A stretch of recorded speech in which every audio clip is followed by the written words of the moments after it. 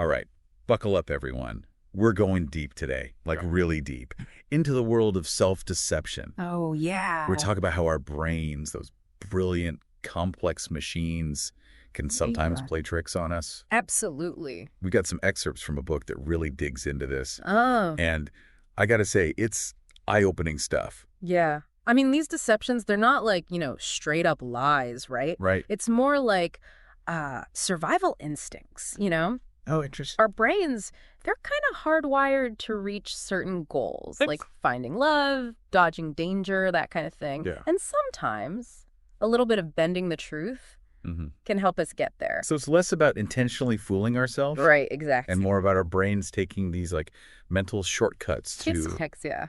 Like filling in the gaps, making assumptions. I see. Maybe even like seeing what we want to see, Whoa. It's trippy stuff. The book starts with this crazy story about a guy, Joseph Enriquez. Oh. This guy was head over heels in love, but man, he totally missed some huge EE red flags. Oh, no. What happened? So Joseph got tangled up with this group called the Church of Love. Okay. And they were targeting lonely guys, guys like him. Right. And they would send these love letters. Love letter. Yeah, supposedly from these gorgeous women. Like all these women were just like head over heels for this guy. Wow. And there was even this mysterious leader figure. Oh, come on. Mother Maria, they called her. Mother Maria. Adding this whole spiritual layer to the whole thing. So this is like, what, a love letter factory or something? I'm having trouble picturing this. Yeah, no, it sounds nuts. But it worked, man. It worked. Wow. They tapped into these deep human needs, connection, belonging, purpose even. Joseph, like a lot of others, got sucked into this illusion. And they made him overlook, like, some pretty obvious stuff. Yeah, exactly. Classic love is blind situation, right? Right. But is that just a saying, or is there something more to it? Yeah, I mean, do we really become less rational when we're in love? Turns out it's more than just a saying. There's actual research on this. Really? Yeah, love can actually mess with our critical thinking, like, for real. No way. It's kind of like how a mother's love can, make him do crazy things. Oh, yeah. Psychologists call it the love is blind bias. Wow, I never knew that. It's like our brains are wired to kind of overlook flaws. So we're not seeing our loved ones clearly. Not always, no. Our brains prioritize those warm, fuzzy feelings. Okay. And sometimes that means, like, glossing over some things. But wait, isn't that, like, unhealthy for a relationship? Well, here's the kicker. Some research suggests it might actually be good for us. Wait, good. How can self-deception in a relationship be good? Think about it. If we're always picking at our partner's flaws, right, it just creates negativity. Yeah. But if we see them in a more positive light, maybe it helps things run smoother. So a little delusion is the secret to a happy partnership. That sounds risky, but interesting. There's this Canadian study, right? They found that couples who had these, like, idealized views of each other, they were actually the happiest. Yeah. They had them rate themselves, their partners, on personality traits. And the couples who were like, my partner is amazing, they were the most satisfied. Wow, that's fascinating. Right. It's like that Benjamin Franklin quote, keep your eyes wide open before marriage. Yes. And half shut afterward. Yeah. Maybe he was onto something there. Maybe so, maybe so. It's a balance, right? You don't want to be totally clueless. Right. But a touch of that rosy-colored glasses might be the secret sauce. This is making me rethink a lot about love. But this wishful seeing, you said it goes beyond relationships, right? Oh, yeah, way beyond. It's like a human thing, Okay. There's this classic experiment, the 1947 coin experiment. Coin experiment. Tell me about it. So they asked kids from different backgrounds, rich, poor, to estimate the size of coins. Interesting. So did the wealthier kids have a more accurate perception? All the kids overestimated the size, actually. Oh, really? But the kids from poorer families, they overestimated way more. Wow. Why do you think that is? Researchers think it's because they wanted that money more, Right. So they literally saw those coins as bigger. So even something as basic as, like, visual perception can be swayed by what we want. That's kind of creepy. It's not just a random error, though. What do you mean?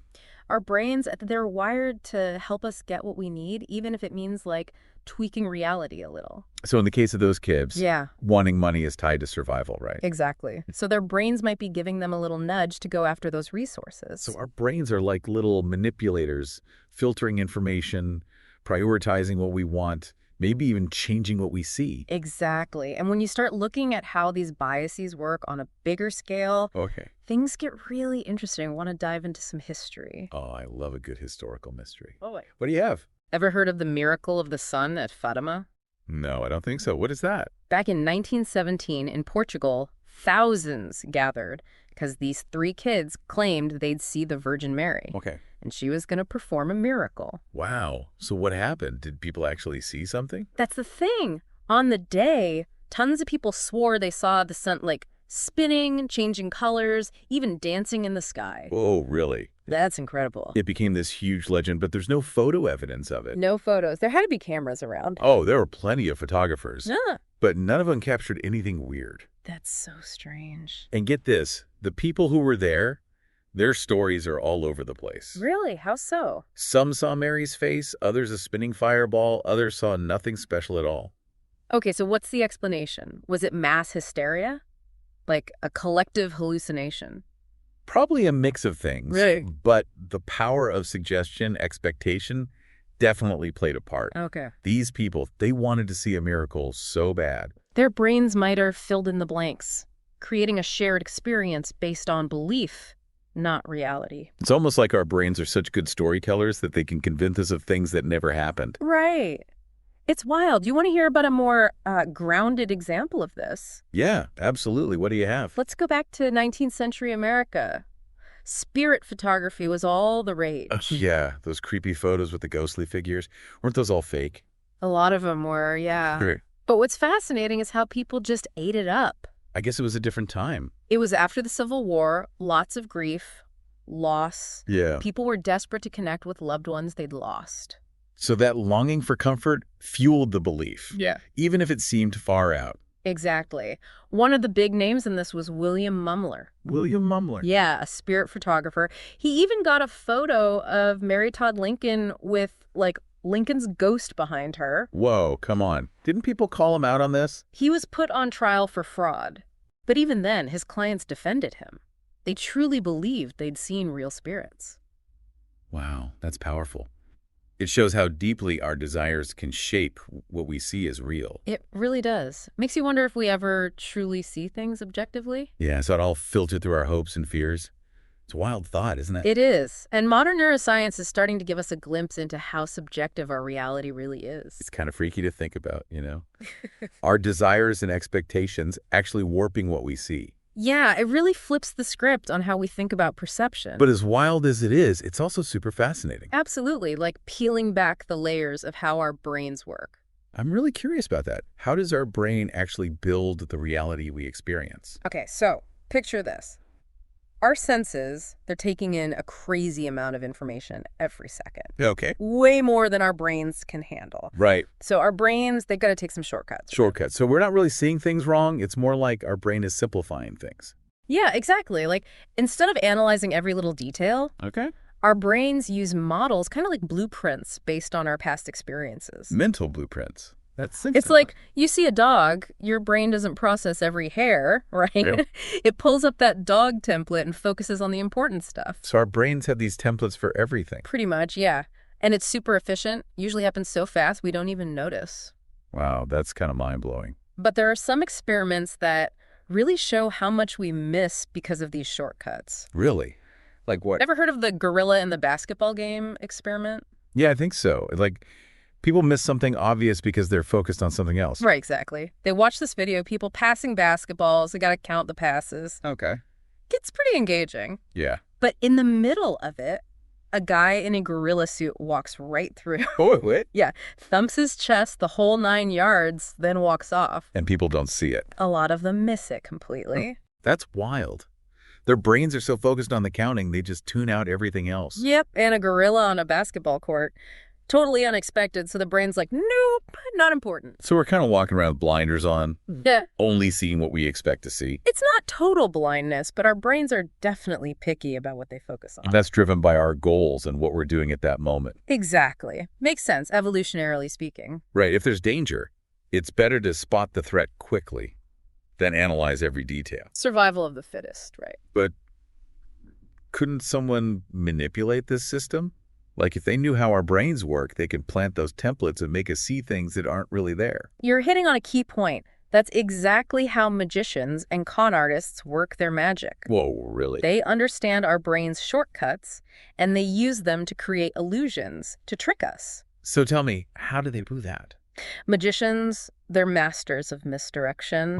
They get you focused on one thing while they're doing something else sneaky right under your nose. Like those pickpocket videos, right? They're so smooth you don't even realize your wallet's gone. Exactly. And remember Don Lowry from the Church of Love? Yeah, the love letter guy. He was using misdirection, too. Those love letters, they were playing on people's loneliness. So they were more likely to buy into the whole thing. Exactly. Plus, he used all that religious language, angels, chandaza, this perfect community. So it created a story people wanted to believe, even if it was too good to be true. Bingo.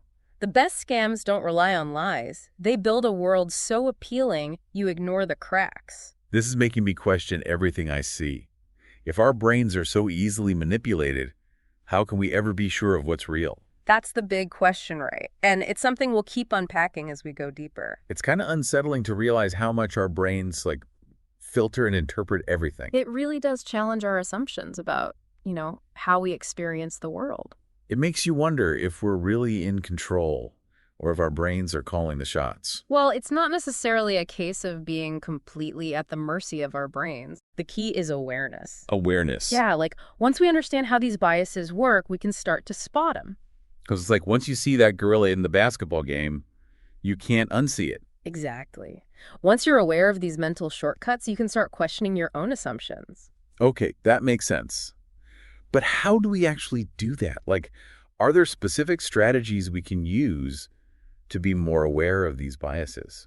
One really effective way is to actively seek out different perspectives. Oh, interesting. If you only hear stuff that confirms what you already believe, you get stuck in that echo chamber. Right. You're just reinforcing your own biases. Exactly. But when you engage with different viewpoints, even ones you disagree with, it forces you to rethink your own position. So it's about being open-minded, even if it's uncomfortable. Exactly. And remember, critical thinking isn't about being cynical or distrusting everything. It's about actively shaping your own understanding of the world, realizing that your view is just one perspective. That's a really good point. Yeah. We've covered so much ground today, from love letters to the very nature of reality. It's amazing how these seemingly random topics connect. You know, it gives you a whole new perspective on the human experience. So for our listeners who've been with us on this wild ride through self-deception, what's the key takeaway? Well, maybe the biggest thing is that self-deception isn't always a bad thing. Really? It's part of how our brains work, and it can be helpful. Okay. It can help us build relationships, boost our confidence, navigate life's ups and downs. So it's a tool. Like any tool, it can be used for good or bad. Exactly. The important thing is to understand how it works so we can use it to our advantage. So it's about being aware of our biases, not necessarily eliminating them. Right. Awareness is power. Right. Absolutely. Yeah. Any final thoughts for our listeners as they, head back out into the world? I'd say think about a time when you might have been fooled by your own biases. Okay. What was going on? How could understanding those tendencies help you make better decisions in the future? That's a great challenge. Well, on that note, we're going to wrap up this deep dive into self-deception. It's been a fascinating journey. Thanks for joining us, everyone, and we'll catch you next time for another deep dive into